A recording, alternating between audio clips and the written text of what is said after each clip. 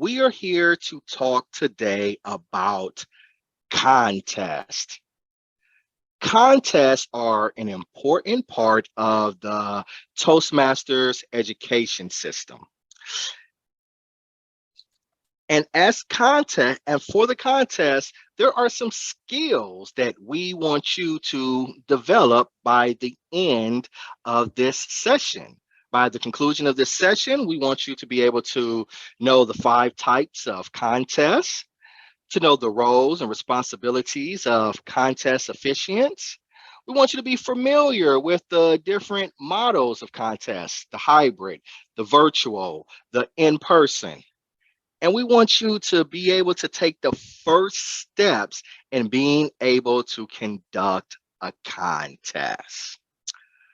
I know that I am about to throw a lot of information at you in a relatively short period.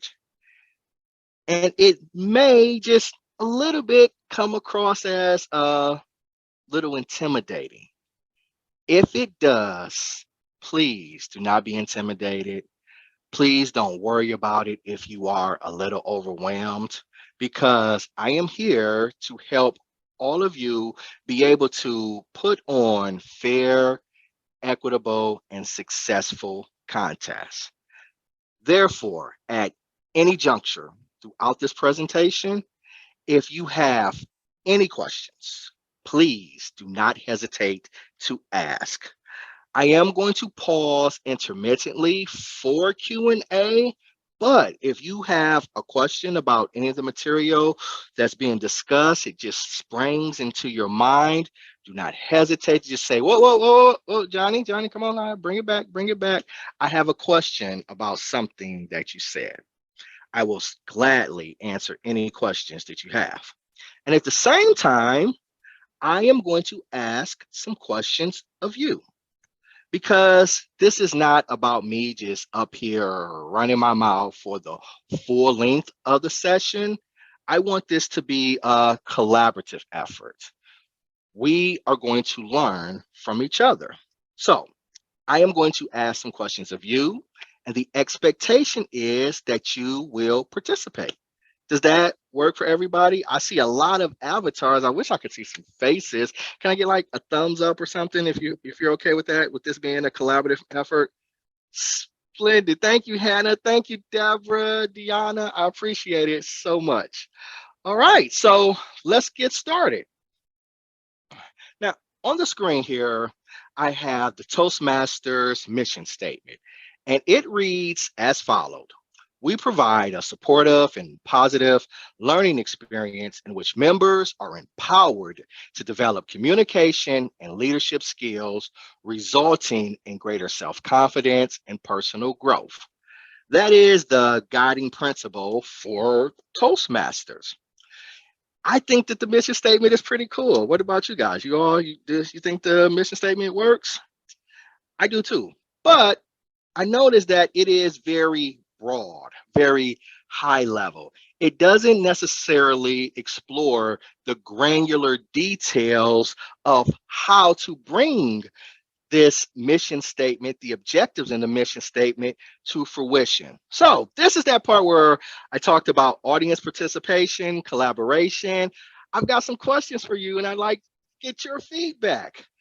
How do you think that Toastmasters helps to bring the objectives in the mission statement to fruition? I just want to get some volunteers from the audience, and we've got a small crowd here, so this should be intimate, but give me some of your thoughts. How does Toastmasters help bring the objectives of the mission statement to fruition? Anybody? This is Deborah, and I'll focus on the part about leadership skills. I was in a discussion the other day with someone about how Toastmasters helps build leadership skills through fulfilling the roles in the meetings. So anytime you fulfill a role, you're practicing leadership skills little by little, whether you're taking on a small role like I counter grammarian or the timer, or moving into a larger role like being the actual Toastmaster or the general evaluator. So there's levels to it. and you can practice as often or even as little as you'd like. Absolutely. Yeah, absolutely. Those roles, the all counter, the grammarian, the Toastmaster of the day, the general evaluator. Absolutely. Those are roles to help cultivate the leadership. Hannah, I think I saw you come off of mute. Did you have something? You wanted to contribute? Yeah, I think one of the biggest things that Toastmasters has especially helped with me that contributes to the mission statement has really been the communication focus. I really like not only the ability to practice speeches, but also the ability to work on impromptu speaking for when someone asks me what I Mm. think about Toastmasters. I can actually give a relatively decent answer. So I really like having that impromptu feature. It's great for interviews. It's great for just having conversations at parties. There's just so many things for breaking the ice and so many little coping skills that I really helps me to flourish and be confident in what I'm saying, because that was a big thing with table topics was I started to realize that there's quite a lot that I could say. Oh, absolutely. And I always pitch table topics, the benefits of table topics as an interview, but I never thought about it in terms of being at a party, right? Extemporaneous, breaking the ice. So yeah, absolutely. Does anybody else have anything they want to contribute? How Toastmasters helps to achieve the goals outlined in the mission statement. Anybody else want to contribute real quickly? We're a small group, so let's get to know each other. This is Deanna. I would say for me, where Toastmasters helps to contribute to the mission statement would be greater self confidence. I can say that definitely as a part Mm. of being in my Toastmasters club over the last couple of years, I've definitely gained a greater self-confidence. And I think it's the support that you get within the club when you're giving your speeches and the feedback that you're getting. It's constructive. They're giving you things that you did well, things that you can improve upon, and it's a safe environment to grow in. So for me, it would be the self-confidence.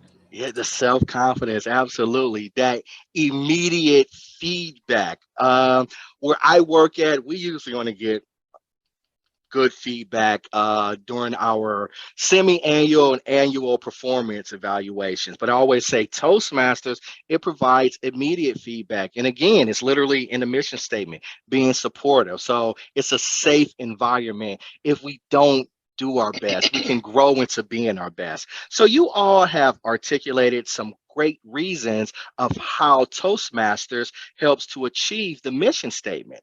But another way that Toastmasters helps to achieve the mission statement is through contests.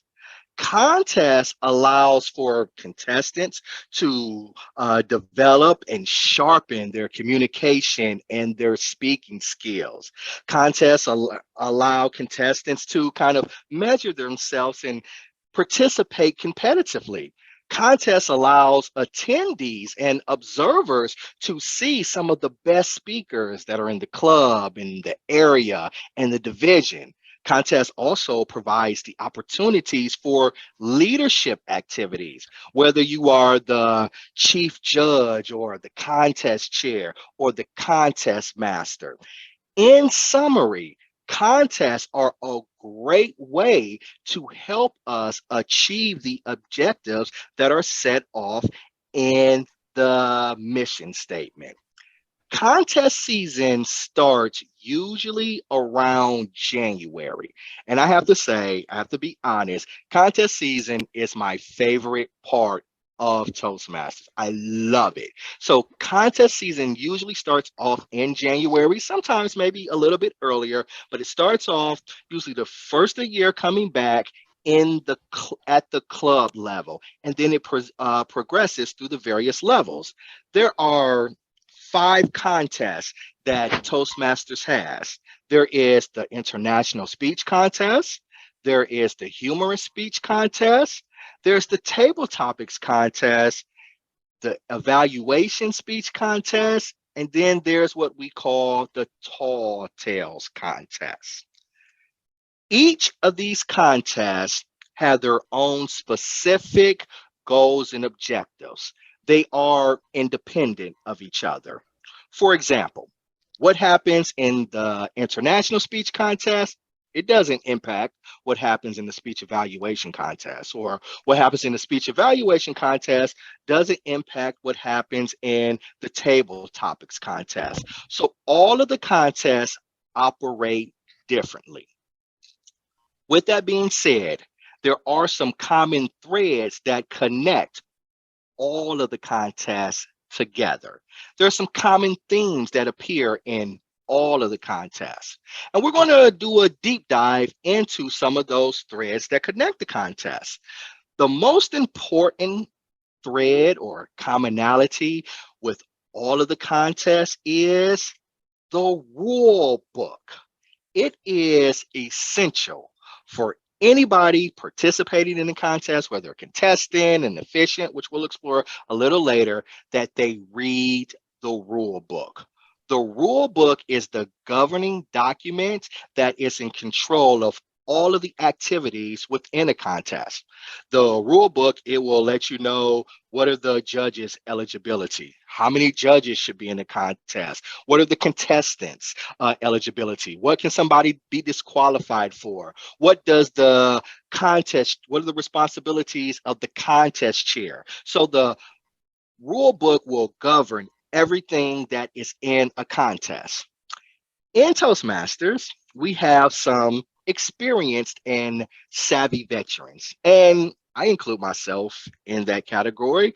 I've been a Toastmaster for 8 years, and sometimes these savvy veterans make up their own rules and protocols. Maybe that's the way they've done it in the past, or maybe they've seen it done that way in the past. I'm here to tell you that if it is not in the rule book, it is not a requirement. And I don't care if it is your district director, your president, whomever. The governing documents of how a contest is supposed to be executed is what is defined in the rule book. Again, I encourage everybody read the rule book. Now, again, we have some savvy veterans in Toastmasters, and they may have read the rule book in 2019 or 2020. And while that is great, they need to read the most current edition of the rule book, because the rule book is updated every term. And in the rule book, usually things are the same, but there are changes. And a contestant or a contest can be invalidated if they don't meet the criteria in the rule book. You can be disqualified or have your contest invalidated by something that you didn't know if it is in the rule book. So I'm going to take a couple of minutes and we're going to explore some of the changes in the rule book that went on from the 2021-2022 term to the 2022 to 2023 term. There were some significant changes, and we're going to talk about them. And again, if you all have any questions about any of this material, just take yourself off of mute, come off of your avatars, and just ask your questions. So one of the first changes in the rulebook this year is for the International Speech Contest. You must have completed a level 1 or level 2 in pathways or been a DTM. Previously, last year, I think for the international, you had to have completed 6 speeches either in the legacy system or completed levels 1 and level 2. Well, for this term, the stuff in the legacy system, unless it is a DTM, has been completely removed. If you were ACG or ASG, or you had completed 12 speeches in the previous education system, the legacy system, you were fine last term. But now, none of that matters. You have to have completed levels 1 and levels 2 in pathway, or you have to have had a DTM from the legacy system. So that's a big thing. So it's potentially somebody who was eligible last term, they're not eligible this term because maybe they've been slow to adapt to pathways. So please be cognizant of that. Also, A contestant's club must remain in good standing for the full term of all of the contests. For example, let's say you win your club contest. You move on to the area contest. Then you win the area, you move on to the division contest. Well, between the division and the district, let's say that your club falls out of good standing. By good standing, I mean that membership requirements of 8 members in a club. If your club falls below 8 members, your club is now out of good standing. Therefore, you are not eligible to go to the next round. Some people say, well, hey, I'm in 2 clubs, which is fine. Say a person is in club A and club B. And club B is the club that you're representing. And you went from the club, the area, the division, but club B fell out of good standing between the division and the district. You said, well, I'm in club A. Okay, so I should be able to go on. You cannot. It has to be the club that you actually represent. So because you're in 2 clubs does not mean anything. It has to be the actual club that you are representing in the contest. Another change from last year is when we are in a contest, after each contestant speaks, the contest master will ask for a 1 minute moment of silence. At the end of the contest master will ask for a 2 minutes moment of silence for the judges to fill out their judging forms and the ballot counters to collect all of the ballots. In the past, when that 2 minutes moments of silence ends, the contest master will resume the contest, going into maybe the interview section of the meeting. For this term, though, the contest master cannot proceed with the contest until they receive notification from the chief judge that all the ballots have been collected.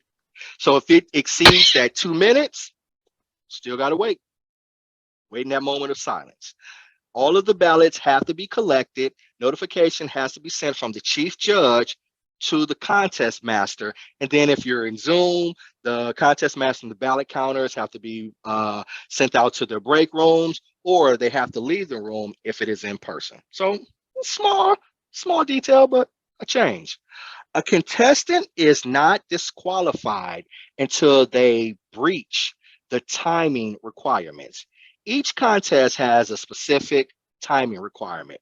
For example, in the international speech contest, you must speak for at least 4 minutes and 30 seconds or no longer than 7 minutes and 30 seconds. In the contest, fraction of seconds do not count.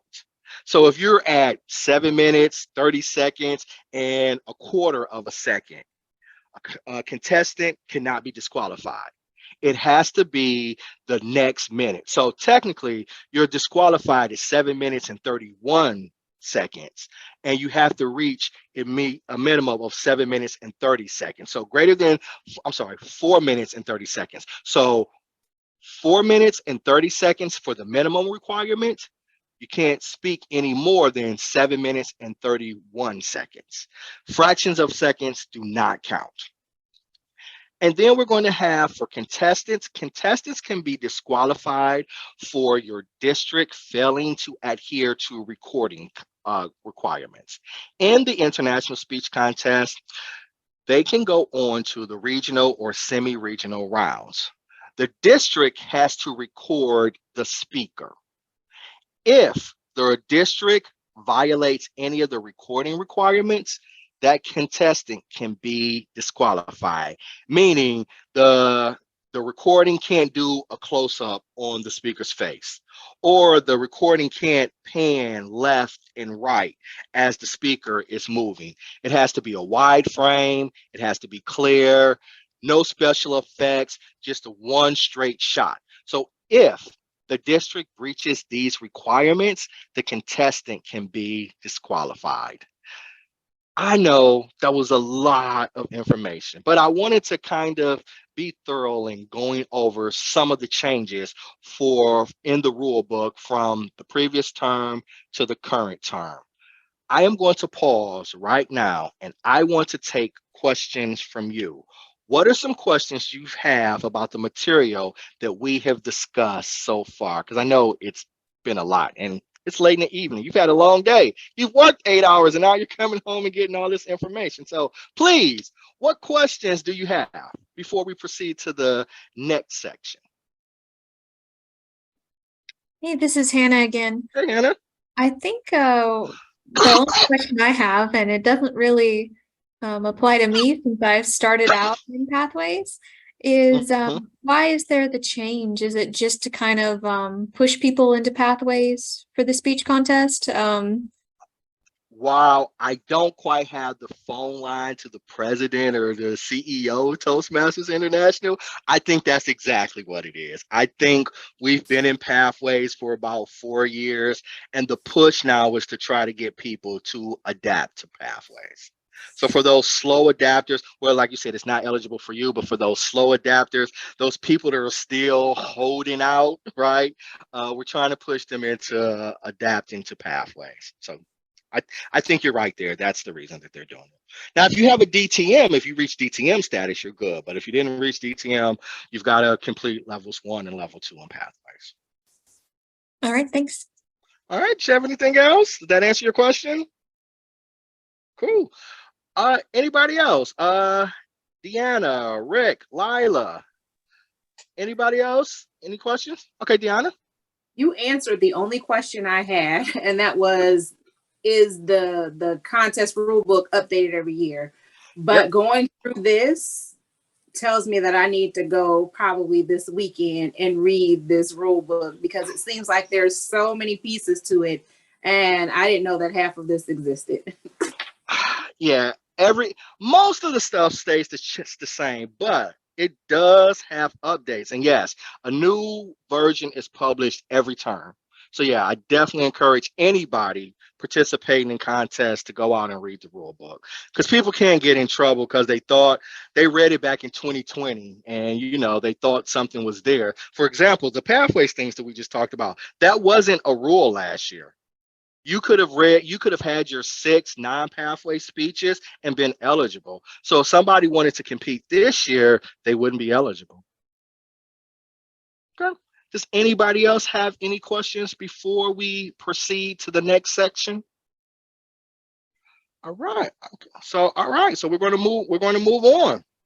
This is Deborah. I'm sorry, I have a Yep. question. Sure. And my Deborah. question is about, well, is there a checklist to help participants prepare? So you mentioned, and this is in reference to the last item, of the recording requirements. If the district or area or club or whatever, or you forget to set your camera to the correct settings, is there a way for us to remember to add that in? Like, it's a small thing, but it's a huge thing because you can be disqualified. So is there a checklist where that's included? It is in the rule book. It's literally a checklist of everything that's required for the district recording. And one of the things I'll say about District 40 leadership is they take painstaking details to ensure that they align with what those check requirements are. They're preparing for that months in advance. They literally right now have a contest committee for the district contest preparing for all of those things. So yes, there is a checklist, and you can go into the rule book in the section and it'll outline what those requirements are. Okay, thank you. No problem. Does anybody else have any questions? All right. We're going to move on to the next section. Now, the common interest for our next section is contest officiants. There are contest officiants in all 5 of the contests, and they are identical across all 5 of the contests. The contest officiants are the contest chair, the contest master, judges, ballot counters, timers, I put SAA, but it's Sergeant at Arms, and Tech Master if it is a hybrid or virtual. Tech Master, I use the term Tech Master. A lot of you are maybe familiar with Zoom Master, because that's what a lot of people use in their clubs. But Zoom is not a requirement. You do not have to use Zoom. You can use Microsoft Teams. You can use GChat. You can use any sort of video software that you want to. We commonly use Zoom. So since it's not a requirement, I just refer to it as being a tech master instead of a Zoom master. Now, let's explore some of these roles. The contest chair. When your club or your area or your division or your district, whenever they make the determination that they want to put on one of the contests, the first thing that they should do is create a contest chair. And as you can see, it's the boss baby. The contest chair is in charge. The contest chair is responsible for ensuring the overall success of your contest. Responsibilities of the contest chair include to identify a venue. For example, are you going to have it in person? Is it going to be hybrid? Is it going to be virtual? The contest chair will make those determinations. What is the budget involved if you're going to do in person or if you're going to do hybrid? How much are you going to spend to procure a venue? The contest chair is responsible for ensuring the eligibility of all of the officiants. Did the judges meet their eligibility requirements? The number of judges, are the contestants eligible? What does the contest master has to do? And also the contest master will brief the contestants on the day or before the contest. So in totality, your contest chair is the boss. They're the chief. They're responsible for also, they can disqualify contestants or they can raise a point of order during a contest. Now, a contest master, some people get the contest master and the contest chair confused. The contest master works very similar to your Toastmaster of the day at your regular meetings. The contest master is going to be the person who introduces the contestants. The contest master will want to validate how the contestant's name is pronounced. The contest master can also do the briefing for the contestants. During the contest master will ask for the minute of silence and ensure that all of the ballots are collected. Your contest master, when they are introducing the contestants, each contest has its own requirements of how the contestant is supposed to be introduced. For example, in the international speech contest, the Toastmaster will say the contestant's name, the speech title, then the contestant's name. If we are in the table topics contest, it's the table topics master. And what they will say is they will ask the question, say the contestant's name, then ask the question. So all of those responsibilities fall towards the contest master. The contest master and the contest chair may be the same person, especially at your clubs where there may not be a lot of people. It can be the same person. However, once you start to advance to your area, your division, and your district contest, I would strongly encourage you to separate your contest chair from your contest master, because there is going to be so much going on. It really would overwhelm a person to have to remember all of the names, the protocols, the questions, and run the contest at the same time. So I recommend for the club level, you can do it. If you just have to. If you don't have enough people in your club, you can do it. But once you start to approach the district level, you want to segregate those two duties because it would be very overwhelming for just one person. For our next role, we have our judges. Our judges are divided into twofold. You have your chief judge. Your chief judge is your head judge.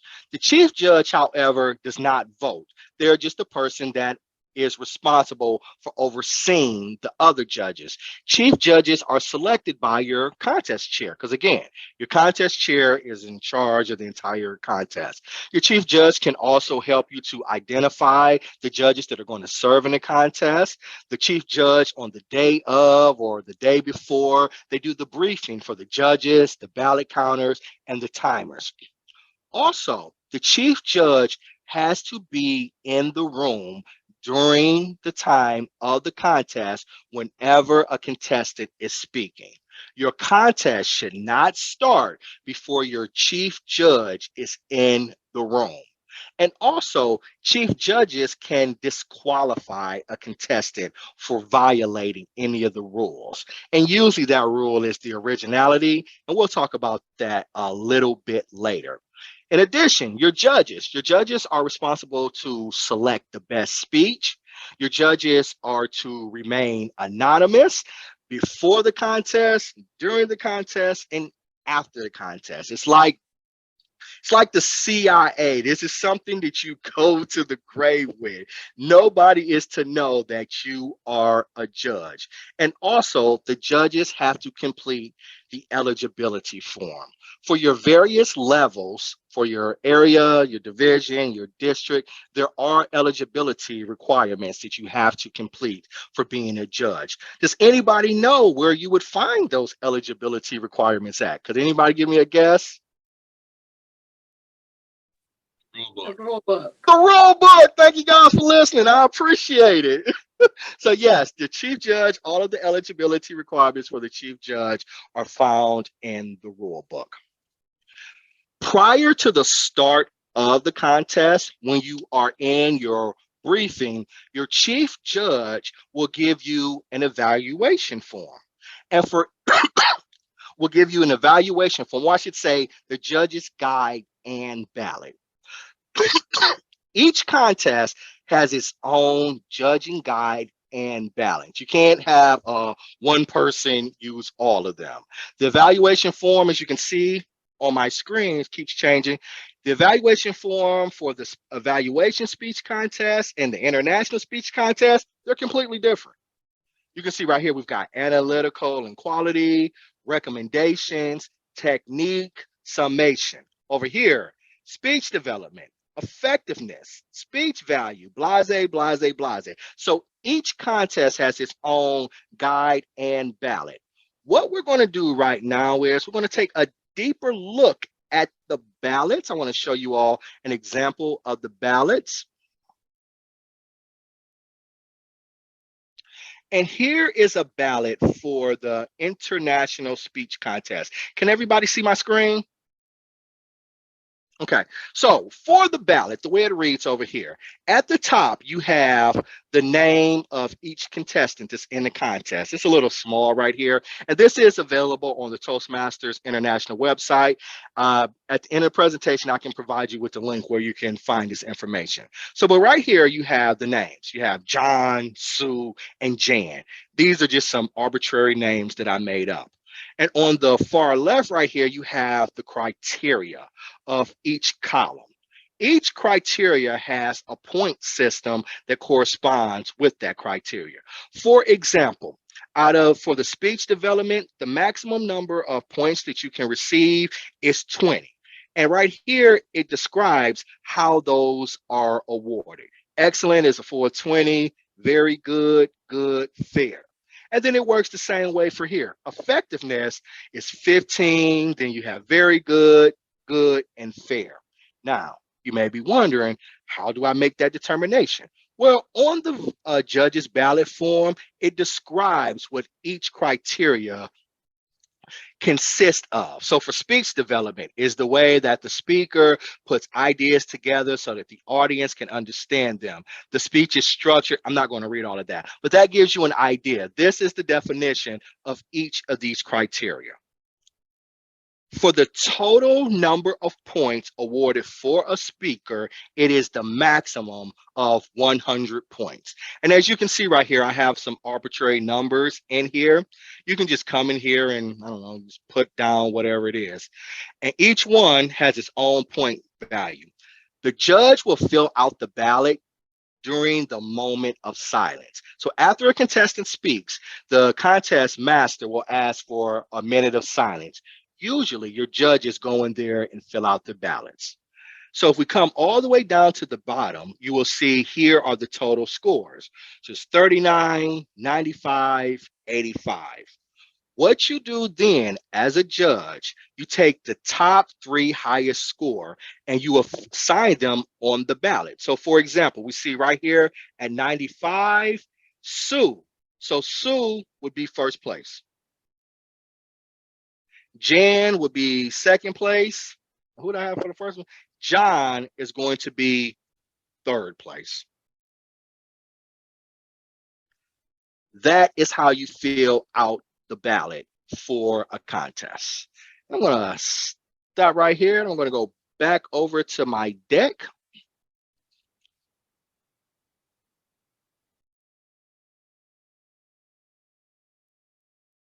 That ain't what I wanted.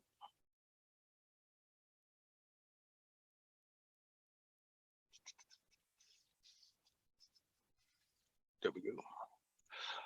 So after you have tallied up all of the scores, you can rip off the ballot or have a way, and we'll talk about the back channels.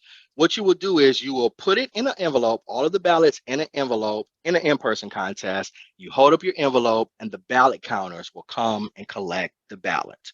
Or you will establish back channels. We'll talk about that a little bit later, where you will send the ballots to the ballot counter and the chief judge.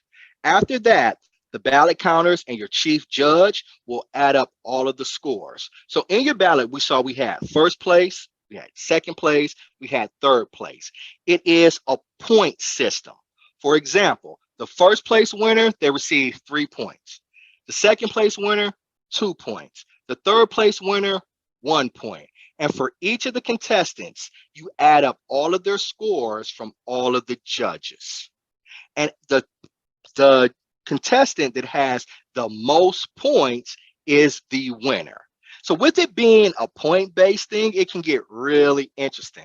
I once saw a contest. I was a ballot counter. A person won the contest and they never received one first place ballot. For every judge, they marked them down as second place. So they had 2 points, 2 points, 2 points, where one person might have had 3 points on one ballot, they might not have had any points on somebody else or had 1 point. So consistently, they just stayed good across the board and they ended up winning the contest. I know that's a lot.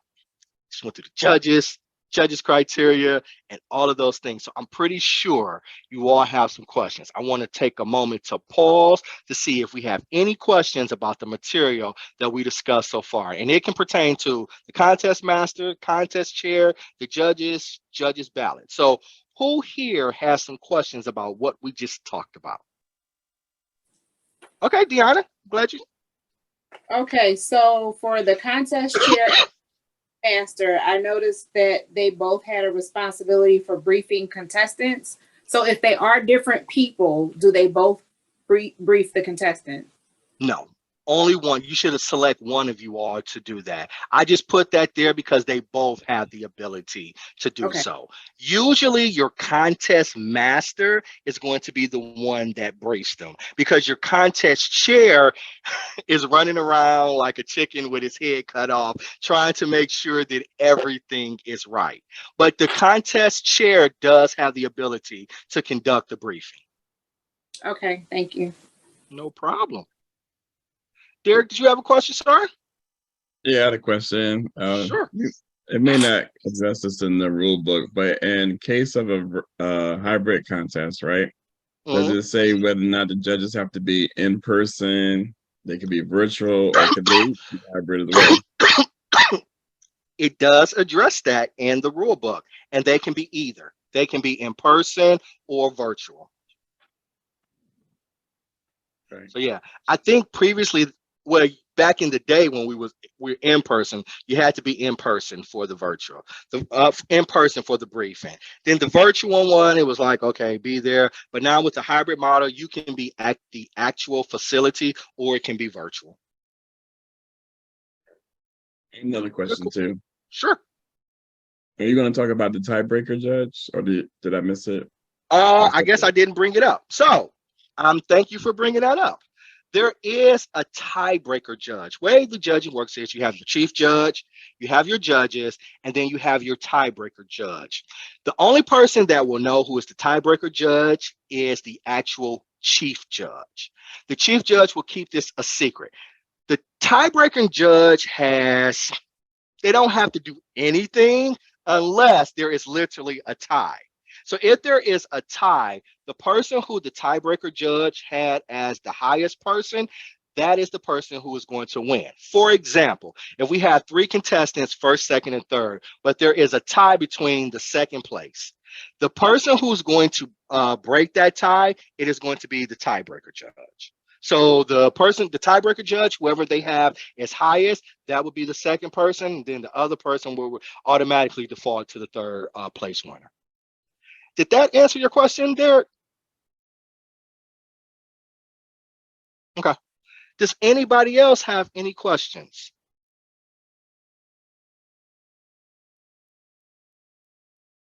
Okay.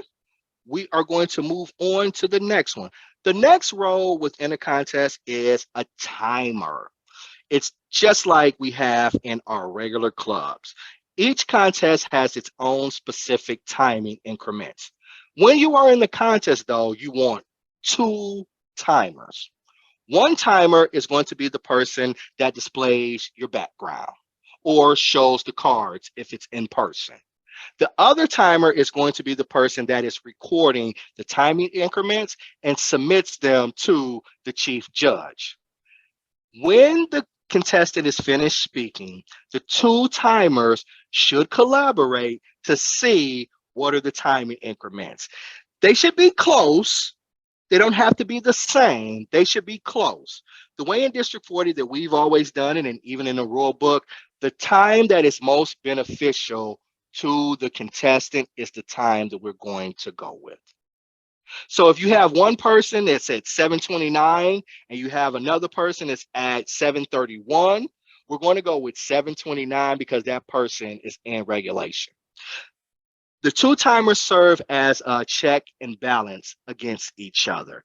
Again, the time should be really close. If one person has got 4 minutes and 50 seconds and another person has got 6 minutes, we have had a meltdown. And that's a discussion that needs to be had. And that's an issue that you would take to the chief judge. Our next officiant role is the sergeant at arms. The sergeant at arms plays a really important role in several of the contests.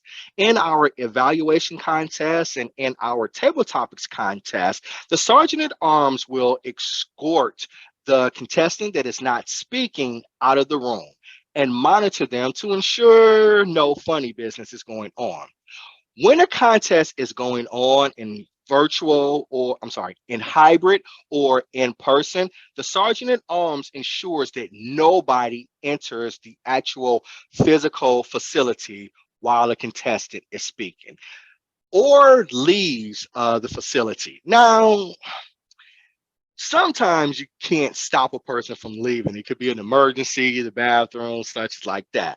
So there's a little bit more leeway with it, but the sergeant at arms is definitely going to ensure that nobody enters the facility when the contestant is speaking. Your sergeant at arms can also help set up if there are any props when between different contestants.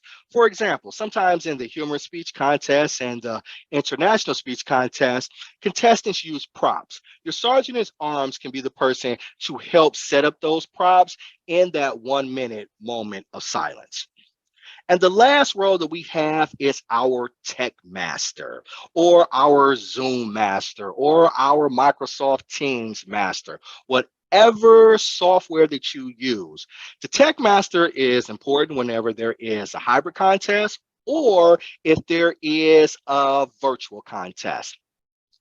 The tech master, whenever there is the table topics or the evaluation contest, your tech master sets up your break rooms because they have to set up break rooms. They can't, we'll talk about it a little later on, they can't be in the actual physical room when other contestants are speaking. So your tech master is going to set up your break rooms.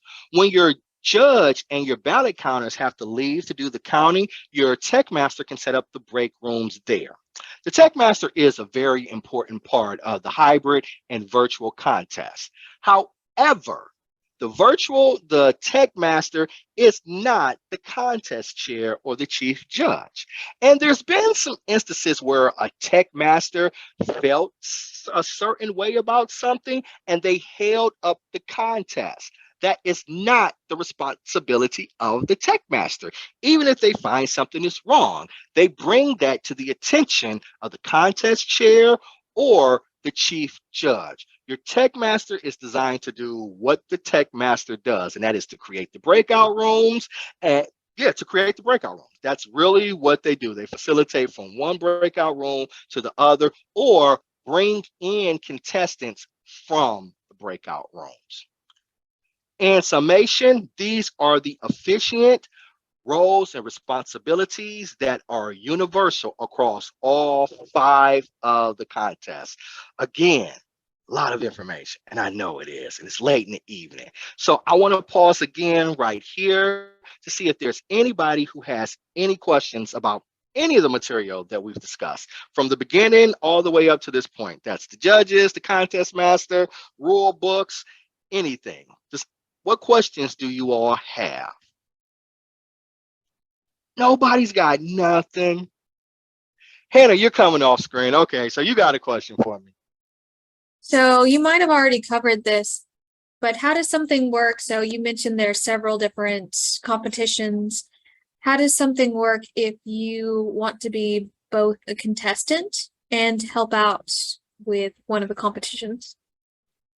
Okay, you cannot be one of the roles in the same competition that you are a contestant in. That is literally forbidden. Oh, You yeah. can't do that. But So I know you mentioned there were a couple different ones, like the humor or the international, that sort of thing. yeah, you can be one of the efficient roles in different contests. So if you want to be a ballot counter in the humor speech contest and you want to be a contestant in the international contest, that's not a problem. And there are people who do both, and there are people who compete in both for all of the contests as well. So that's not a problem at all. You just can't serve in an efficient role in the same contest that you are competing in. And there are also, as being a contest, there are also some people who cannot compete in a contest. If you are a district officer, you cannot compete. So if you're part of the trio, if you're an area director or division director, you can't compete in the contest as a contestant, but you can serve as one of the roles. All right, thanks. Cool. Anything else? Does that answer your question? Cool. Does anybody else have anything? Rick, Deanna, Derek, Diana, Deborah, anybody else have any questions about any of the materials that we just talked about? Did we talk about how to submit the winners yet, or no? We have not. And we're going to talk about that just a little bit later about setting up the back channels and everything like that. All right. So we're going to move on then. If nobody else, does anybody else have any other questions? All right. So let's talk about the actual contest. The International Speech Contest. This is my personal favorite contest, so I'm a little bit biased about it. For the International Speech Contest, it is 5 to 7 minutes in length. And the topics for the International Speech Contest, it is usually motivational or inspirational, but that's not required. It is not required. You can be funny in an International Speech Contest. It can be informational. You get to select your topic. You can talk about anything that you want to as long as it is original. You cannot take the I have a dream speech and pare it down to 7 minutes and give it. You can't take the Gettysburg Address and pare it down and then give it. It has to be original. The contest does permit about 20% of it can be devoted towards quotes, but you have to reference your quote.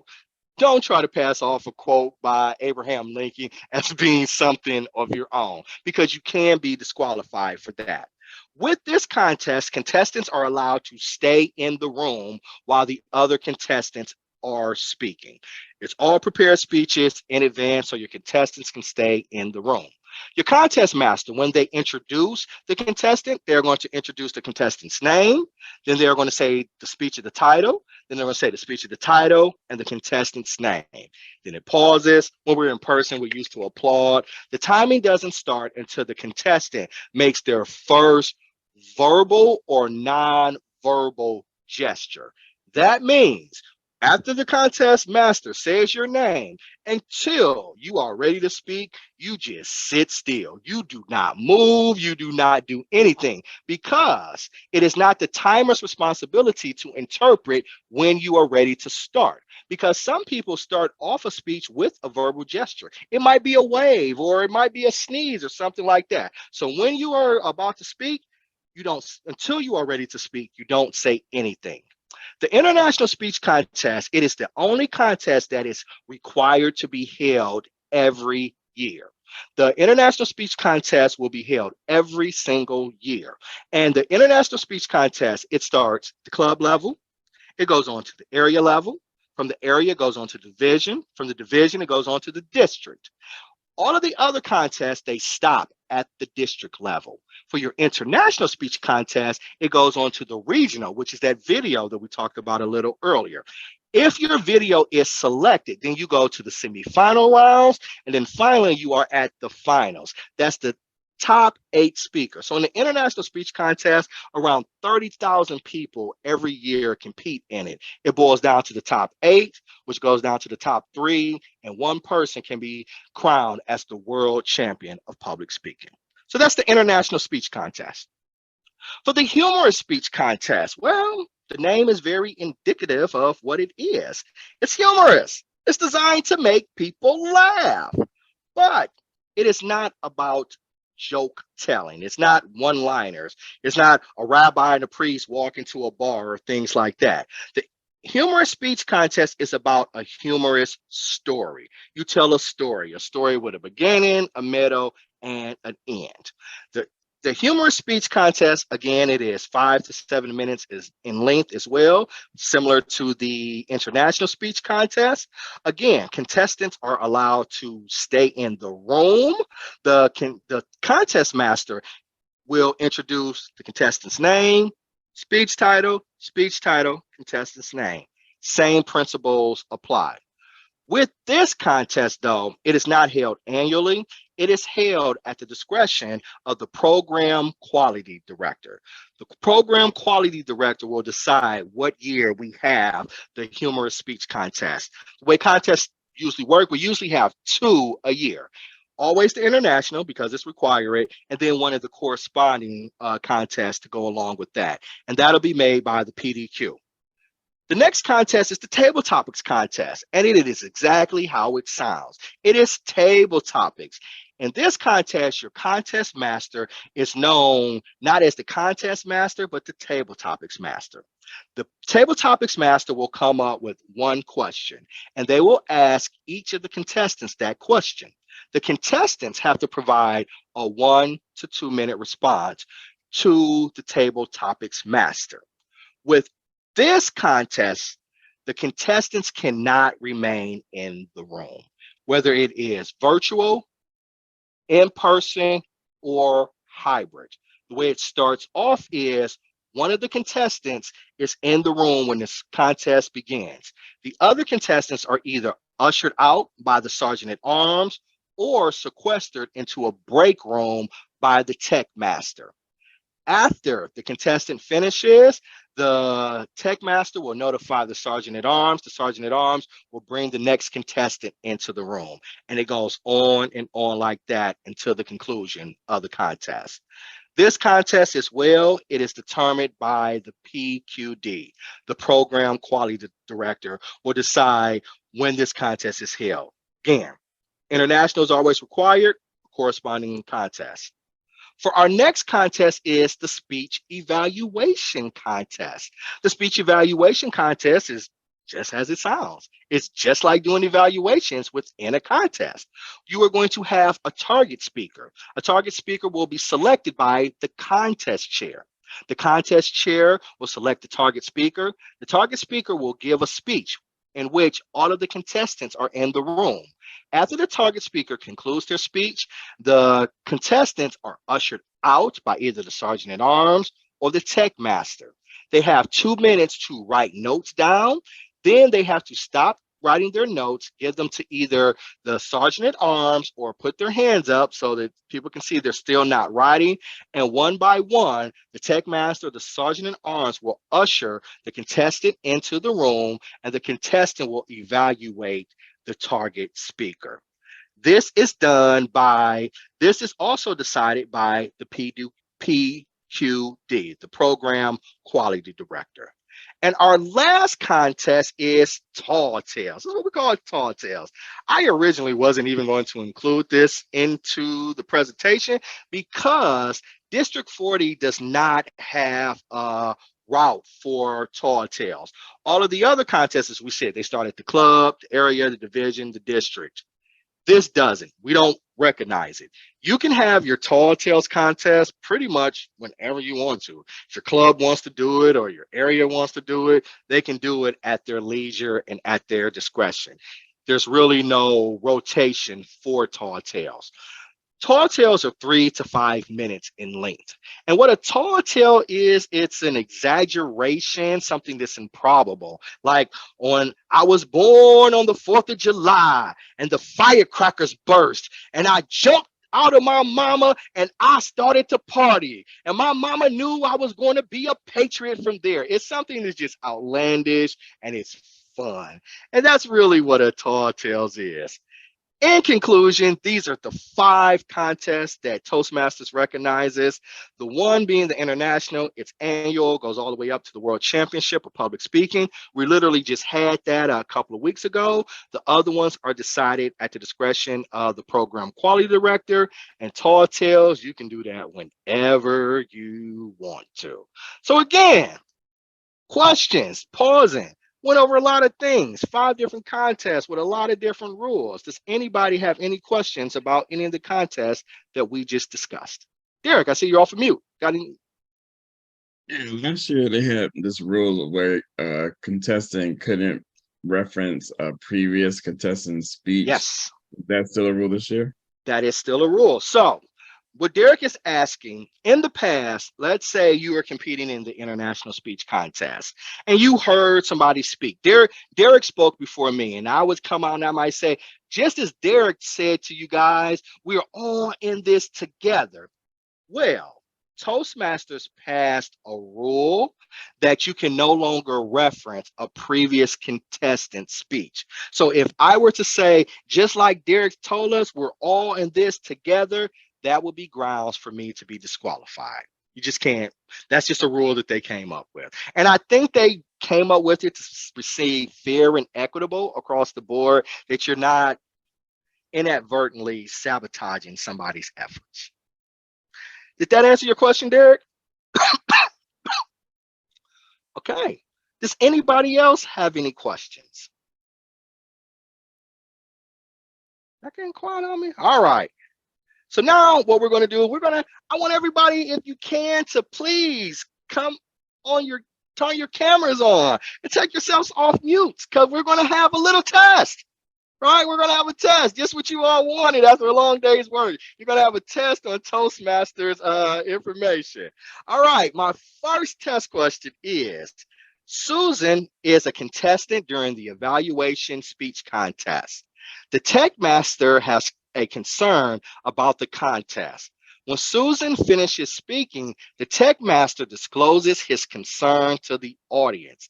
The tech master refuses to allow the contestant to resume by not bringing the next contestant into the speaking room from the breakout room until his concerns have been resolved.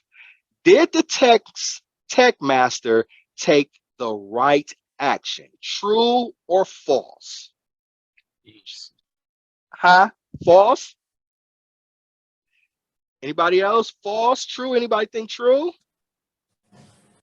I agree with false. This is Deborah. All right. So you are correct. False. The tech master may raise the issue with the contest chair, but should refrain from stopping the contest. The tech master does not have the authority to stop a contest. All right, so let's go to another one. Claire is a contest chair for the Division 9 International Speech Contest. She receives the timing report from the timer after the last contestant finishes speaking. Claire observes that one contestant spoke for 7 minutes, 30 seconds, and a quarter of a second. 7:30, a quarter 25. Claire makes the decision to disqualify the contestant because the time exceeds 7 minutes and 30 seconds. Did Claire make the correct decision? No. I'm seeing shaking No. heads. So false. Okay, you're correct. Timing violations doesn't occur until the full minute. The chief judge should not consider a fraction of a second. And our final one, Dre is the Area P area director. Dre has appointed Ryan to serve as the contest chair for the International Speech Area P contest. Cynthia is an experienced Toastmaster. She has served in every role in the executive council of her club, as well as served as the area director and division director. Cynthia has won several international speech contests at multiple levels in the past. This year, Cynthia won the international speech contest at the club level. She is prepared to compete at the area level. Ryan notices that Cynthia completed several education credits in the legacy system. However, she has not completed level 1 and level 2 in pathways. Ryan notifies Cynthia she cannot compete in the Area P contest. Cynthia reaches out to Dre for help. Dre tells Ryan it is okay for Cynthia to compete as Cynthia has more experience than any of the other contestants in the contest. She has also competed in the past, and Cynthia is a great resource for the district. Should Ryan allow Cynthia to compete in the contest? No. No. Absolutely not. That was a Yep. long question. Huh? That was a That long was a question. long question. Man, we have to set it up. Jeez. The rule book explicitly states that contestants competing in level 1 and level 2 are eligible to compete in the international speech contest. All right, so just want to do a post check. Do we feel like we know the 5 types of contests? Yep. Yes. Do we feel as that we know the contest officiants' roles and responsibilities? Everybody feel Yes. comfortable in that? All right. So now we're going to explore judges. Judges are important to a contest. After all, they make the decision of who wins a contest. So, what is the purpose of a judge? A judge is responsible for selecting the best speaker. It is not the responsibility of the judge to evaluate the speaker, to identify pros and cons, and to provide feedback. The judge has one specific person, one specific purpose, and that is to identify the best speaker. We're not going to explore what makes a good judge and what are some ways that can impact you from being a judge. So, what makes a good judge? A good judge is fair. A good judge does not consider race, ethnicity, background. They don't consider what club the person has been in, their area, their level of distinction. They don't consider the time that the contestant has been in Toastmasters. They even don't consider if they agree or disagree with the content of the speech. A judge is fair. They are looking to identify the best speech based off of the guiding judge and the requirements. Now, with that being said, different judges may interpret things differently, which is fine. You just want to be fair in your decisions. Now, judges are accurate. Judges take the time to fill out the ballots correct. They understand what's going on. They, in the minute of silence, they do things the right way. Judges are also trustworthy. Integrity. Integrity plays a big part in being a judge. Integrity is literally one of our core values in Toastmasters. So you want your judge to be trustworthy. Your judge should also be knowledgeable. Your judge should have read the rule book, understood the judging guide, asked questions. The judge should be knowledgeable of the process. And a judge should be a good listener.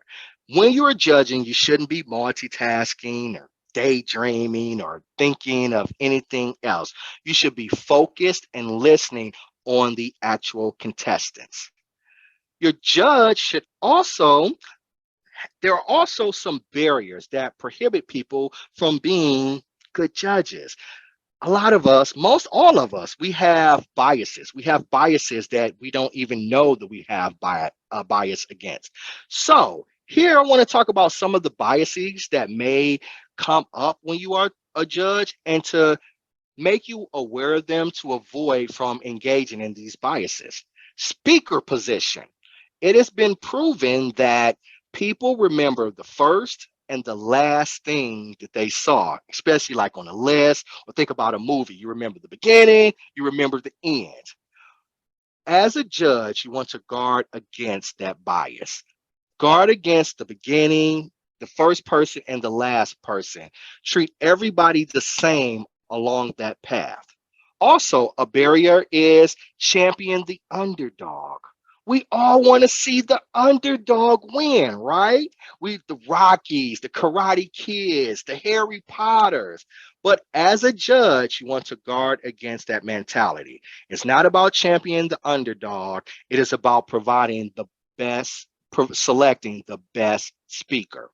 The halo effect. The halo effect is if you recognize that somebody is doing something really well, that you automatically assume that everything that they are going to do as well. For example, if they have a very dynamic personality, therefore you think that their content is going to be well, you think that their grammar is going to be well, you think that they're going to do really well in all aspects of the judging criteria.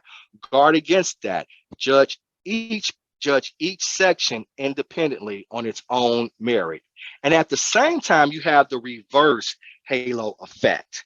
That means if somebody makes one mistake, you think that everything that they did is going to be incorrect. You know, like on a resume, if you're a hiring manager and you see a grammatical error and you just throw it out because you assume that they didn't care enough about it.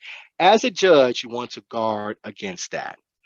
In Toastmasters, the longer you're in Toastmasters, the more you're going to see different and the same people competing year after year. Sometimes we have the tendency to say, well, Joe, the last couple of years they came in second place. I'd like to see them win this year. As a judge, we cannot do that. Again, we're looking for the best speaker.